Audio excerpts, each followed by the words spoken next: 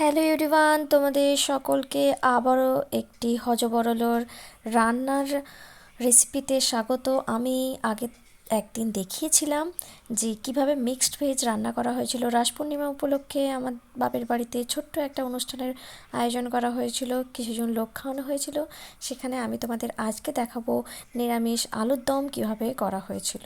তো কিছুটা প্রসেস একই, তারপর আমরা দেখব কিভাবে করা হয়েছিল। যদি আগের মিক্সড ভেজের ভিডিও না দেখে থাকো অবশ্যই দেখে নিও। প্লেলিস্টে লাস্টের এন্ড স্ক্রিনে যে প্লেলিস্ট আসবে ওই প্লেলিস্টে গিয়ে তোমরা দেখতে পারো, অথবা আই বটনে প্লেলিস্টে গিয়েও খুঁজে পেয়ে যাবে।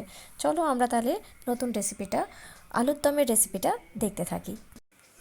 প্রথমেই আমরা কয়েকটা আয়োজন দেখতে পাচ্ছি। কিছু এখানে একজন দাদা আলু কাটছে, যদিও এটা মিক্সড ভেজের আলু কাটা হচ্ছে। দেখো এখানে আছে চালমগজ আর কাজু বাদাম, তার সাথে আছে লঙ্কা বাটা, কাঁচা লঙ্কা বাটা, আর লঙ্কা বাটার পাশাপাশি এখানে রয়েছে আদা বাটা ও টমেটো বাটা। এইগুলো রান্নার কাজে লাগবে। ওইদিকে আমরা দেখতে পাচ্ছি বেশ কিছু আলু ডুমো ডুমো করে কাটা আছে। এখানে একজন দাদাকে দেখছি যে চালমগজ এবং কাজু বাদাম এটা পেস্ট করে নিচ্ছে, পেস্ট করে নেওয়ার জন্য মিক্সিতে নিচ্ছে। তো জিজ্ঞেস করে নিয়েছিল যে জল দিয়ে ভিজিয়ে রাখতে হবে কি না, তো বলল যে না, এটা জল দিয়ে বেটে নিলেই হবে। এবার ও দাদা এখানে মিক্সিতে এটা পেস্ট করে নিল। পেস্টটা করার পর আমি দেখিয়ে দিচ্ছি যে পুরো সাদা একদম পেস্ট হয়ে গেছে। এটা রান্নায় ব্যবহার করা হবে। একটা রোস্ট মশলা রেডি করা হয়েছে, সেটা হচ্ছে লঙ্কা, জিরে, ধনে দিয়ে সেগুলো রোস্ট করে নিয়ে, মানে শুকনো লঙ্কা ধনে জিরে দিয়ে রোস্ট করে নিয়ে সেটা পেস্ট করা হয়েছে। আর সাথে আছে গরম মশলা গুঁড়ো করা। প্রথমে গরম তেলে দাদা কী করছেন আমরা দেখতে পাচ্ছি যে আলুগুলো ভেজে নিয়েছেন, ভালো করে আলুগুলোকে ভেজে, তবে একসঙ্গে সব আলু তুলে দেননি, আলাদা আলাদা করে প্রথমে কিছু আলু ভেজে রাখার পর আবার কিছু আলু ভেজে নিচ্ছেন। আমরা এখানে দেখতে পাচ্ছি কিছুটা টমেটো বাটা, কিছু টমেটো কুচি এবং টমেটো বাটা রেডি করা হয়েছে। এবার এগুলো কি হয় দেখব। এখানে পোস্ত গুঁড়ো করা হচ্ছে, পোস্তকে পেস্ট করা হচ্ছে। দেখো এবার দেখো তেজপাতা নিয়েছে দাদা, একজন দাদা এখানে যিনি রান্না করছিলেন তার সাথে হেল্পার দুজন ছিলেন।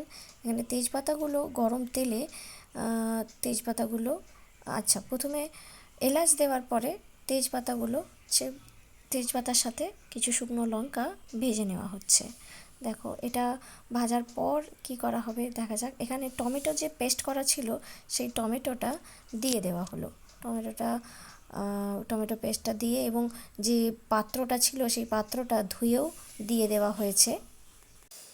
এবার দেখো এখানে মশলাটা কষানো হচ্ছে, খুব ভালো করে কষানো হবে। তারপর তার সাথে কি দেওয়া হচ্ছে আমি তোমাদের দেখাচ্ছি। এবার দেখো আদাটাও দিয়ে দেওয়া হলো এর সঙ্গে। আদাটা দিয়ে আবারও কষানো হচ্ছে। আদা বাটার পাত্রটিও ধুয়ে এখানে জলটা ঢেলে দেওয়া হলো।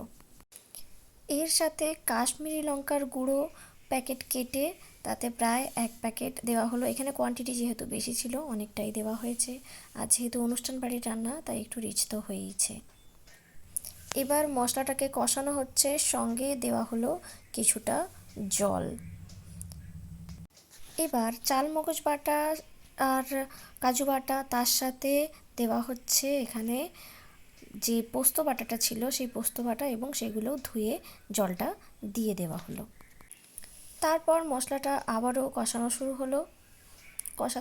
কষানোর সময় যতক্ষণ তেল না ছেড়ে আসছে ততক্ষণ দেওয়া হচ্ছিল না। যাই হোক, এবার কষাতে কষাতে যেটা দেওয়া হলো এখানে সেটা হচ্ছে যে দই, 1 প্যাকেট দই। এটা আমুলের দই কেনা ছিল।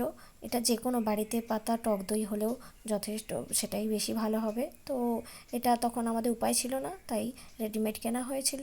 তারপর এখানে দেওয়া হলো নুন। নুনের পর এখানে আমরা দেখব চিনিও দেওয়া হবে। দেখো এখানে কষানো হচ্ছে, কষানোর পর দেওয়া হচ্ছে টমেটো কেচাপটা এবং প্যাকেটটা ধুয়েও দিয়ে দেওয়া হবে জলটা। আর তারপর দেয়া হবে লঙ্কা, একটু লঙ্কা টেস্ট করে দেখা হয়েছিল, ঝালটা কম হওয়ার জন্য লঙ্কা আবার দেওয়া হলো, এবং শেষে দেওয়া হচ্ছে চিনি। মশলাটা ঠিকঠাকভাবে কষানোর পর এখানে যে ভেজে রাখা আলুগুলো ছিল সেগুলো তুলে দেওয়া হলো। এবার আলুগুলো দিয়ে ভালো করে মশলাটা আরও ভালো করে করার পর এবার আলুগুলো তুলে নেওয়া হলো এবং ওপর দিয়ে এই যে মশলাটা দিয়ে দেওয়া হবে। আচ্ছা, এখানে দেওয়া হলো সামান্য ঘি, রান্নাটার পরে সামান্য ঘি ছড়িয়ে দেওয়া হলো, বোঝাই যাচ্ছে। আচ্ছা, এরপর এখানে যেটা মশলাটা দেওয়া হচ্ছে সেটা রোস্টেড জিরে লঙ্কা আর গুঁড়ো যে করা ছিল, জিরে লঙ্কা গোলমরিচের গুঁড়ো, তার সাথে হালকা একটু গরম মশলা ছড়িয়ে দেওয়া হলো। মশলাটা এখনও আরেক আলু তুলে নেওয়ার পরেও যেটুকু মশলা ছিল সেইটুকু মশলা এখনও গরম করা হচ্ছে। গরম করার পর আর ওখানে আর একটু নুন আর চিনি দিয়ে আর একটু, আচ্ছা এখানে আরও লঙ্কা লঙ্কা বাটা যেটা ছিল সেটা দেওয়া হলো এবং তুলে আলুর দমের ওপর দিয়ে ছড়িয়ে দেওয়া হচ্ছে, এটা আমরা দেখতে পাচ্ছি। এবার আলুর দম প্রায় রেডি, তবে তার উপরে দেওয়া হলো কুচানো ধনেপাতা, এবং ধনেপাতার পরও আমরা দেখব সেখানে দেওয়া হচ্ছে খোয়া ক্ষীর, গুঁড়িয়ে গুঁড়িয়ে খোয়া ক্ষীর দেওয়া হলো। আমি তোমাদের দেখালাম অনুষ্ঠান বাড়িতে কিভাবে আলুর দম করা হয়। তো আশা করছি তোমাদের এই ভিডিও ভালো লাগলো, রেসিপি কেমন লাগলো অবশ্যই জানিও, আর তোমরা বাড়িতে এইভাবে ট্রাই করতেই পারো। আমার এই ভিডিও দেখার জন্য তোমাদেরকে অনেক অনেক অনেক থ্যাংক ইউ। তোমরা সবাই ভালো থেকো।